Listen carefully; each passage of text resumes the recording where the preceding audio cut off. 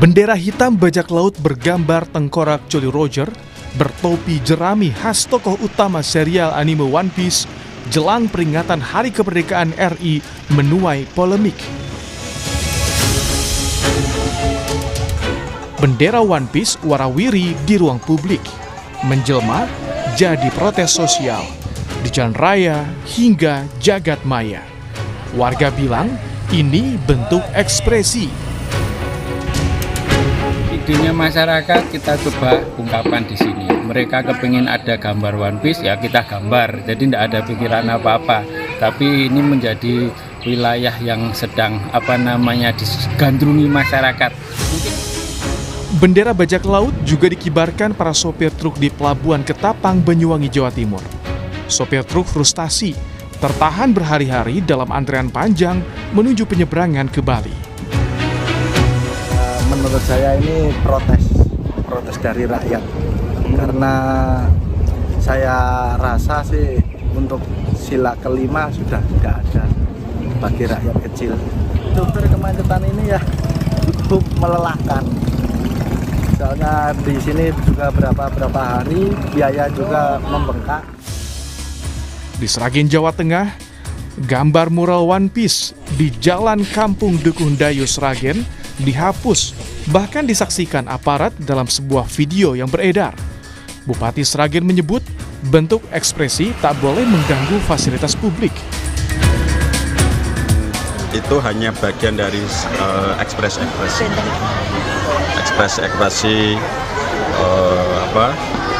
untuk memberi masukan ke pemerintah dengan cara mereka. Mestinya diekspresikan di tempat-tempat yang tidak mengganggu ketertiban. Cerita One Piece mengeksplorasi tema persahabatan, kebebasan, dan perlawanan pada ketidakadilan. Dikisahkan soal pemerintah dunia melindungi Tenryubito, bangsawan yang arogan, untuk melanggengkan kekuasaan, pajak yang dibayar tapi tak kembali ke rakyat dalam cerita itu. Para pejabat negara bereaksi. Ada yang menganggap bendera One Piece bentuk kreativitas. Itu wujud ekspresi warga yang tentunya banyak harapan, banyak ekspektasi juga gitu ya. Dan menurut saya dalam negara demokrasi ekspresi itu wajar sejauh itu tentu tidak bertentangan dengan konstitusi kita. Ada pula yang cemas, pengibaran bendera bajak laut topi jerami ini jadi upaya provokasi hingga mengarah ke tindakan makar. Menko Polhukam Budi Gunawan menilai mengganti merah putih dengan bendera simbol-simbol fiksi tertentu adalah upaya provokasi dari sebagian kelompok yang ingin menurunkan marwah bendera perjuangan. Ada konsekuensi pidana dari tindakan yang mencederai kehormatan bendera merah putih. Menko Polhukam Budi Gunawan tegaskan, pemerintah akan mengambil tindakan hukum secara tegas dan terukur jika ada unsur kesengajaan dan provokasi, demi memastikan ketertiban dan kewibawaan simbol-simbol negara.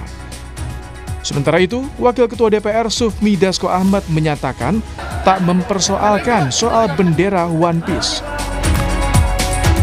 Secara keseluruhan bahwa kreativitas pengibaran bendera dan juga pemakaian bendera One Piece itu menurut kita nggak ada masalah. Menteri Sekretaris Negara bilang ada banyak cara melampiaskan ekspresi pada pemerintah. Mensesnek bilang pemasangan bendera One Piece jelang HUT RI jangan mengganggu kesakralan bendera merah putih.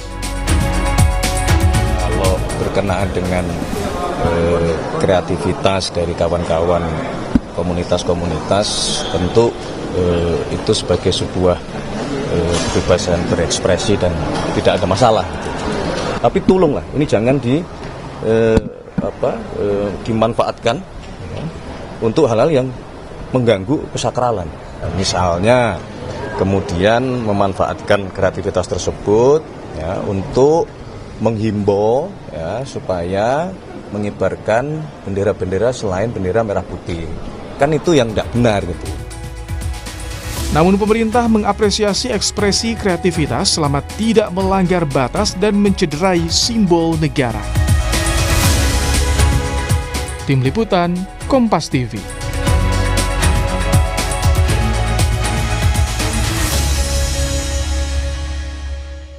Membahas soal fenomena warga yang memasang dan menggambar anime One Piece jelang HUT Kemerdekaan Republik Indonesia, kita sudah bersama dengan Guru Besar Ilmu Komunikasi Politik UIN Jakarta, Prof. Gun-Gun Herianto. Selamat malam, Prof. Gun-Gun. Selamat malam, Mbak. Jadi pertanyaannya, ini pemerintah tersinggung dengan kehadiran bendera One Piece atau gimana? Ya, menurut saya nggak perlu tersinggung ya. Ya ini tadi udah beberapa elit pemerintah udah menyampaikan cukup bijak menurut saya.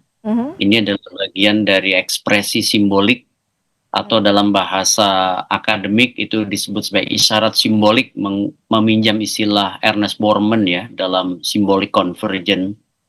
Jadi suatu yang biasanya untuk mengikat makna itu dibutuhkan isyarat atau tindakan simbolik yang paling mudah dipahami oleh halayak atau oleh audiens.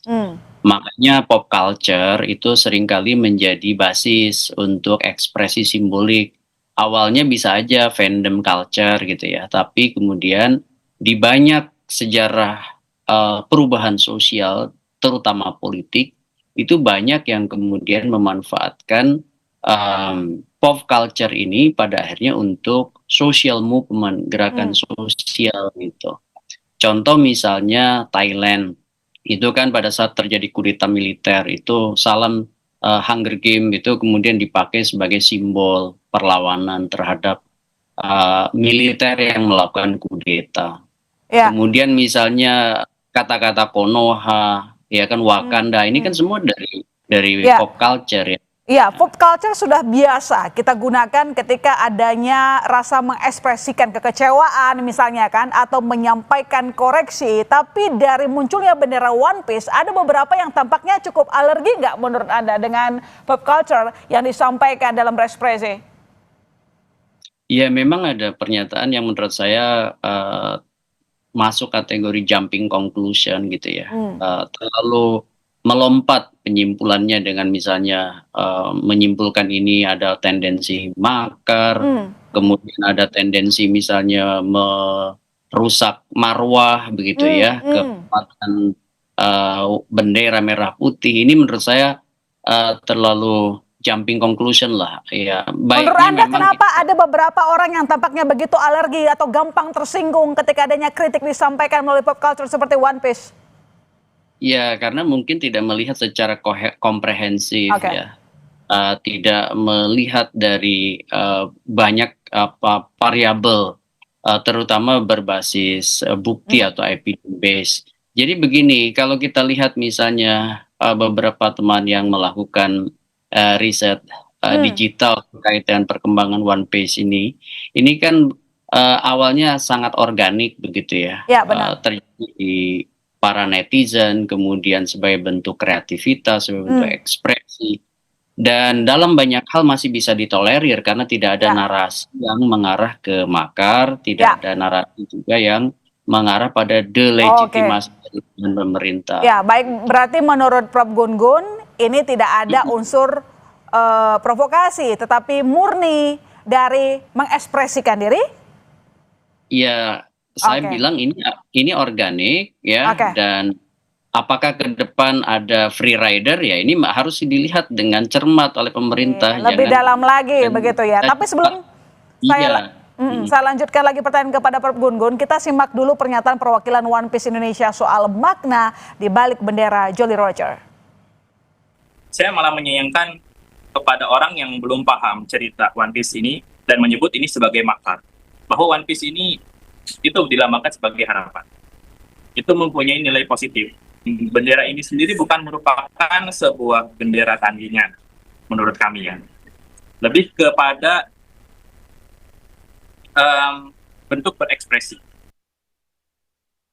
Tanggapan Prof. Gun-Gun seperti apa? Dari pihak One Piece Indonesia mengatakan ini adalah bentuk ekspresi, tetapi ada simbol negara dibuat mepet sama bendera One Piece, itu masih bisa dikatakan berekspresi murni tanpa merendahkan simbol negara, Prof?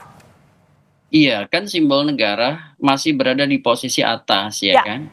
Rata-rata bendera One Piece itu berada di posisi bawah dan ukurannya lebih kecil kan begitu ya. Jadi menurut saya tidak mengganggu dalam arti merusak marwah ya bendera merah putih. Kemudian juga kalau kita lihat ya persebaran One Piece ini di berbagai kanal warga itu menurut saya belum mengarah pada hal-hal yang sifatnya destruktif, ya kan? Oke. Bahwa ada narasi-narasi kritik, ada semacam ekspresi kegundahan, yaitu bagian dari suara yang memang harus diakomodir dalam demokrasi ya. Ya, suara yang menyuarakan suara berbeda itu hal lumrah dalam konteks demokrasi. Ya, jadi jika kreativitas dituduh provokasi, ini bahaya tidak bagi demokrasi? Ya, akan mengarah ke berbahaya jika ada tindakan represif, ya, ada tindakan berlebihan untuk kemudian membonsai atau melakukan korporatisme politik. Biarkan ada ruang ekspresi, salah satunya adalah ekspresi simbolik sebagai bentuk partisipasi non konvensional. Karena partisipasi kan ada dua, konvensional dan non konvensional. Jadi jangan hanya kemudian orang datang ke TPS memilih, tapi juga kritisisme adalah bagian dari ekspresi warga negara sebagai bentuk representativitas. Begitu. Jadi menurut Prof. Gun-Gun, sejauh ini memang tidak semua, tapi beberapa di pemerintahan, apakah sudah agak berlebihan merespons munculnya simbol-simbol One Piece dengan ancaman pidana bahkan? Iya, secara umum kan masih ada 1-2 orang ya, tapi belum membentuk satu sikap resmi pemerintah kan ya.